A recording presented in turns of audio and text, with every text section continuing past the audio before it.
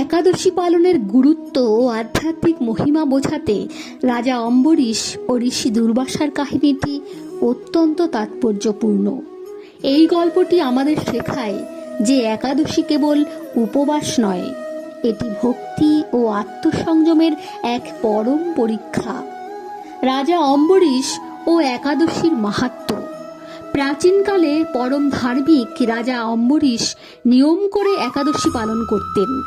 তিনি অত্যন্ত নিষ্ঠার সাথে নিরম্বু অর্থাৎ জলবিহীন উপবাস রাখতেন এবং পরের দিন দ্বাদশীর নির্দিষ্ট সময়ে পারণ বা উপবাস ভঙ্গ করতেন।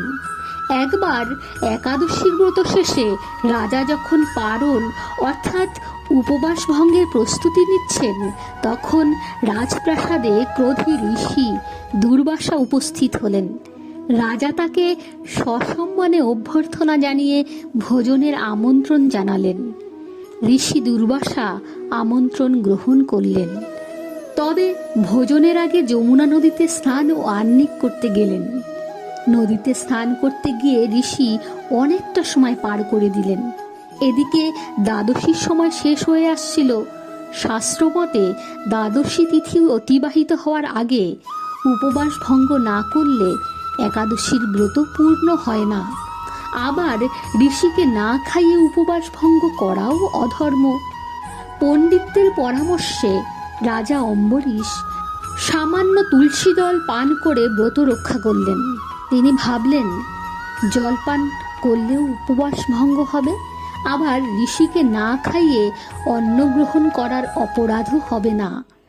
ধ্যানযোগে দুর্বাসা মুনি তা জানতে পেরে প্রচণ্ড ক্রুদ্ধ হলেন। তিনি ভাবলেন রাজা তাকে অপমান করেছেন। ক্রোধে তিনি নিজের জটা থেকে এক রাক্ষসী সৃষ্টি করলেন রাজাকে হত্যা করার জন্য। কিন্তু রাজা অম্বরীশ ছিলেন একনিষ্ঠ ভক্ত। ভগবান বিষ্ণুর সুদর্শন চক্র তৎক্ষণাৎ আবির্ভূত হয়ে রাক্ষসীকে ধ্বংস করল এবং দুর্বাসা মুনিকে তাড়া করল। সুদর্শন চক্রের হাত থেকে বাঁচতে দুর্বাসা মুনি ব্রহ্মলোক, শিবলোক, এমনকি বৈকুণ্ঠে শ্রীহরির কাছেও গেলেন। ভগবান বিষ্ণু বললেন, আমি আমার ভক্তের অধীন, তুমি আমার ভক্তের চরণে অপরাধ করেছ, তাই তিনিই কেবল তোমাকে ক্ষমা করতে পারেন।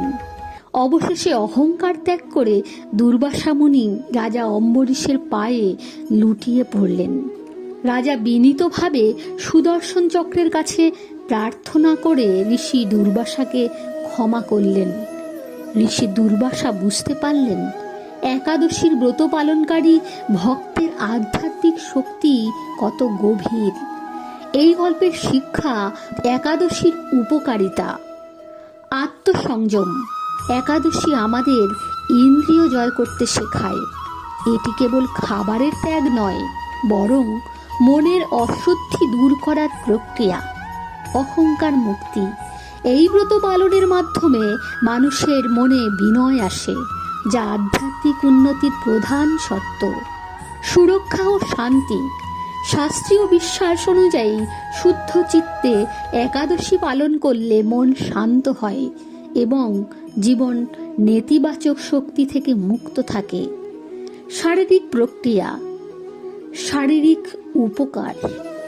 আধ্যাত্মিকতার পাশাপাশি মাসে 2 বার উপবাস শরীরের পরিপাকতন্ত্রকে বিশ্রাম দেয় এবং শরীরকে বিষমুক্ত করতে সাহায্য করে।